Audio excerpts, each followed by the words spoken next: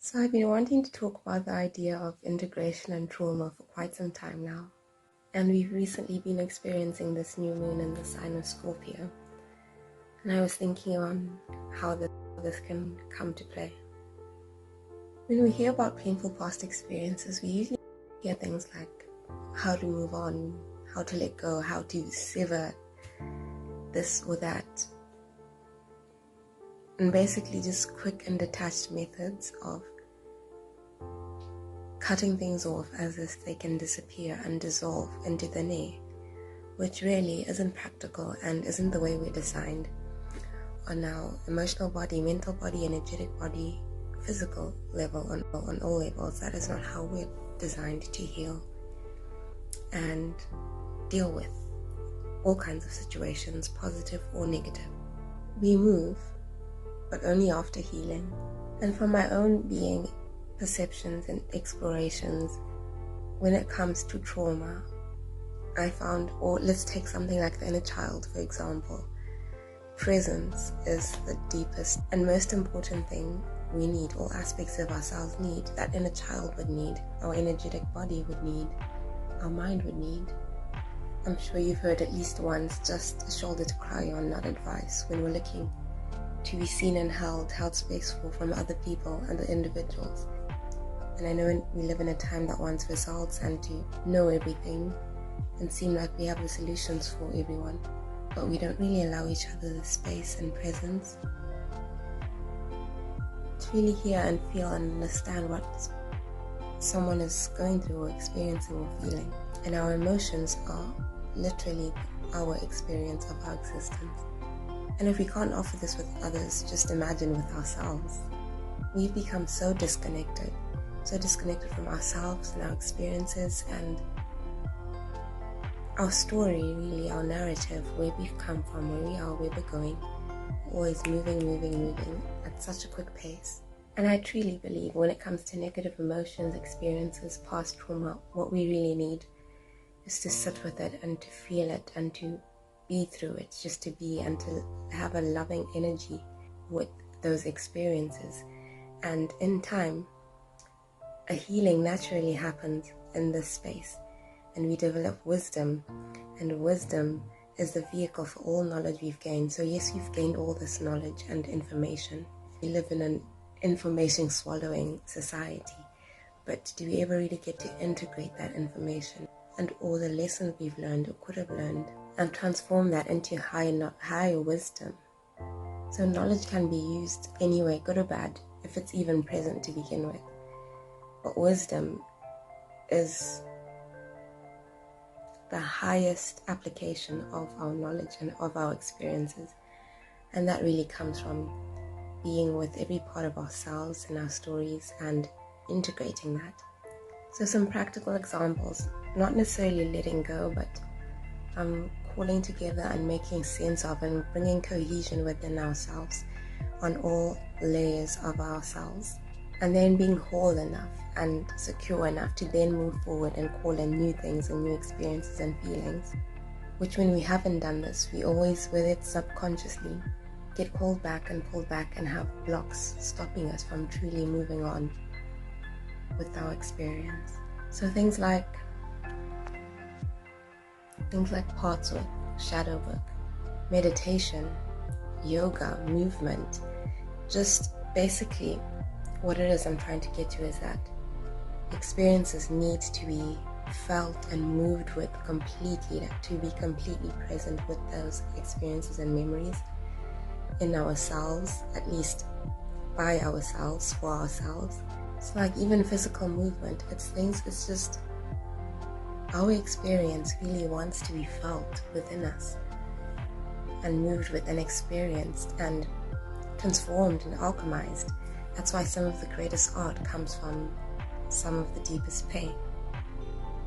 Journaling, looking back and all those parts you were moving so quickly, or parts of yourself maybe that were rejected, going back and recalling and making sense, narrative writing, having a story, sitting in meditative contemplation and journaling, just letting whatever's in flow out and to finally feel itself and get something that's making sense coming together. So we can journal, for example, we can do a timeline, or we can journal around this new moon using astrology to help us out, if you like the assistance of that, finding where the sign that the new moon is in, which at this point Scorpio, where that falls in our natal chart and how that plays out for us. And even if the sign isn't present in your own birth chart, look around to the people you interact with most, and I'm sure something will come up that you will notice and be able to really connect back with and make sense of yourself, all layers and aspects of yourself and of your life story and experience. And we really don't want to be interacting from a space where things aren't completely settled and complete and have a resolution within us, because our sense of perception and judgment, our subjectivity, is really far away from reality when we haven't even experienced, I'll go with objectively, although it's not the exact word I'm trying to get at, experienced our experiences, and that affects our interactions. And later we can go back and see how things really could have been different than we perceive them to be. Reality really is how we're feeling and seeing. And trauma, when it comes to interaction, traumas of interpersonal interactions. So this is the 8th house, the Scorpio sign. So the 8th house comes right after the 7th house, which is the house of Libra, which we're just coming out of. Moving forward basically from the 7th house as we progress onwards, this is where we're now exploring our experiences with other human souls and interpersonal interactions, instead of just a focus on us from the 1st through to the 6th house, which is really where that balance and tipping point and merging of humanity and other and self and union, which doesn't mean you miss out on yourself. The ultimate expression of self-knowledge and empowerment and embodiment happens. We just had that Libra season with the Aries full moon, and that kind of opposition, and realizing that it's not an opposition. Most wounds in these kind of interactions come from not realizing I can have me and I can have you too.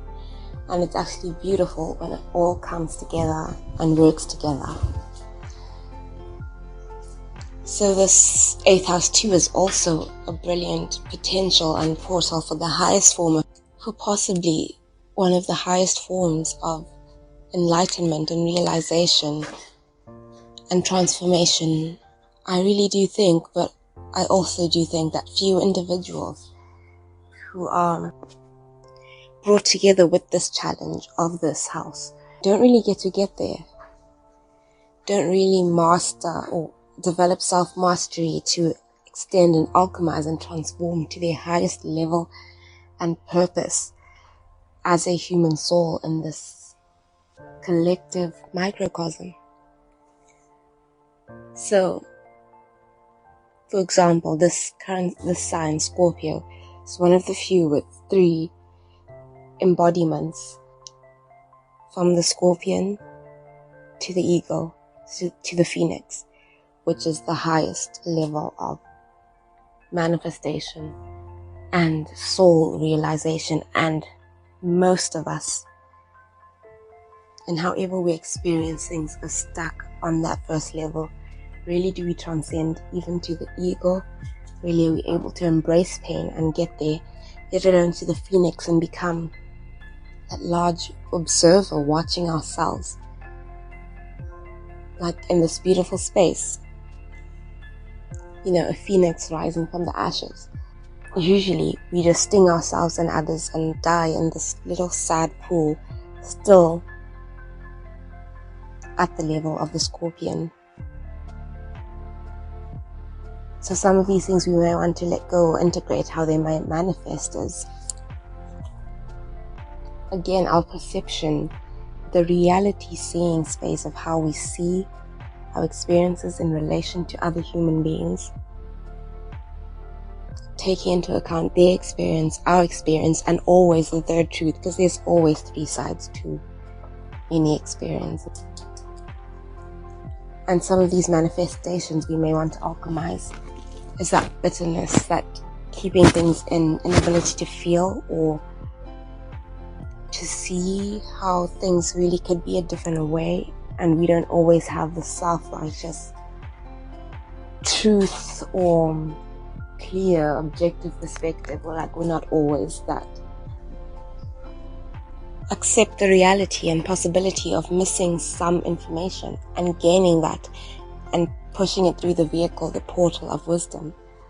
And that requires sitting in situations and letting them air out, or even just emotions. We can distance ourselves, but having that experience still within us and not giving into the petty things of, oh, I've definitely been right here, I've been wronged, or I'm stepping back and I'm going to stab and revenge and spite and all these dark and really self-constricting things that prevent us from really growing and evolving and opening into this wonderful space and wondrous space where we metamorphosize in this dark cocoon. We may not see everything at that time, but we don't have to run away from it.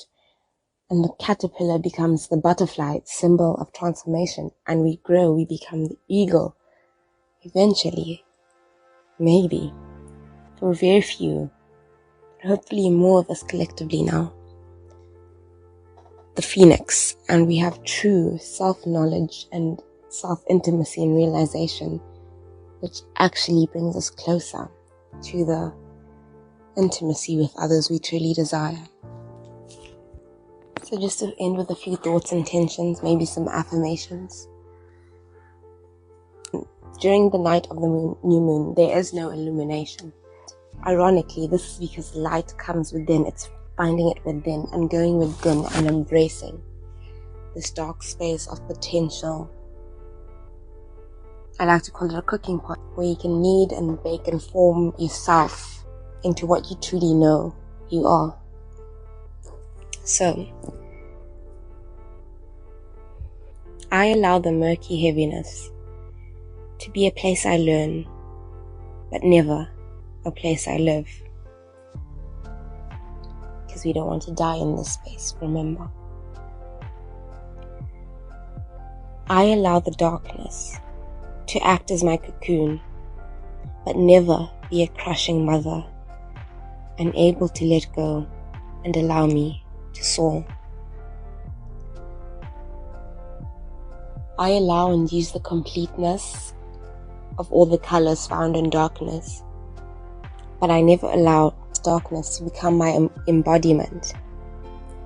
So yes, in the sense of integration, all the colors coming into one, which is actually what black is. It isn't lack of color, but from what our society and world, this 3D reality has associated darkness with, we do not want to stay there in this mental fog, self-destructing, which is really the only ultimate outcome when we stay in such a mindset and colored lens so long. So again, just the thoughts. I allow the darkness to act as my cocoon, but never be a crushing mother unable to let go and allow me to soar. I have merged with myself and got to know myself, but I do not have to be alone.